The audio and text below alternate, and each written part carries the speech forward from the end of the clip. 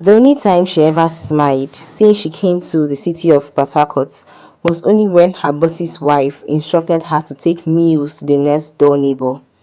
Tife was born into a less privileged family in a small village that was located at Ibadan.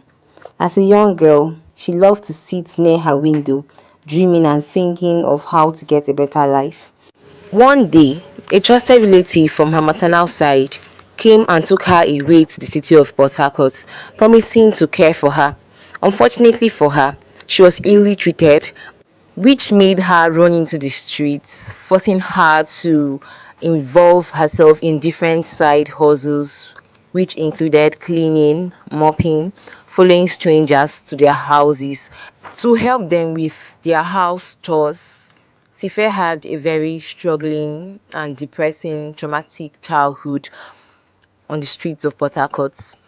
When she was of age, she finally decided to work officially as a maid, and she was employed by a very rich, rude family. She wasn't allowed to live in the same beautiful house as them, but regardless, she kept her small space so clean. She did everything for this family. She made sure that the kids were well prepared for school. She did all the cleanups, making sure that food and dishes were well kept and served rightly. But yet, her boss's wife was a bone in her neck. She always complained about everything she does. She cried to God about everything she had been through, asking God to come through for her, that she couldn't continue in this way again. And one day, she decided to pack her bag. Without informing the family, she left their house, and when she went out from their house, she was on the streets of Port Harcourt. The only thing that she could ever think of was going to a church to cry and talk to her creator about how her life had been so difficult since she came to the city of Port Harcourt. And she decided to make the biggest decision of her life. She took that bold step and went back to her village at Ibadan, where she came from. Her parents were very happy to see her. She told them everything that happened to her in the city. She was well welcomed. Her father suggested that she joined them in their family business, which involved the making of dresses. She gladly did, learnt the crafts.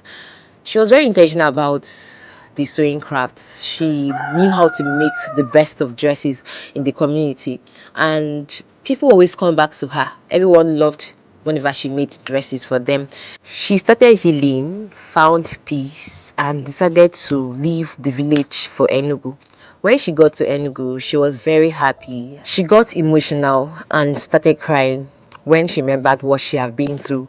She asked God to bless her hustle and let Enugu favor her, which actually came to pass. Her shop was one of the best sewing shops at Enugu. She made a lot of money, got a lot of clients, and finally relocated to Abuja.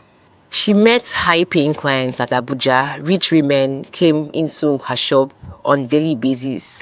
She became so happy. She went out on a date for the first time in her life. She was so happy. She found love. She came back to her house and was so filled with joy. She thought about everything and how her life have turned out to become a best one. She got married to the love of her life. They were happily married together. They had children, and they trained their children well. They all got married and had their own children. And Tife finally became a grandmother and told her grandchildren her story. Today, she is a wealthy fashion designer, and all her dreams came to pass. Just like Tife, we all have a story and a background.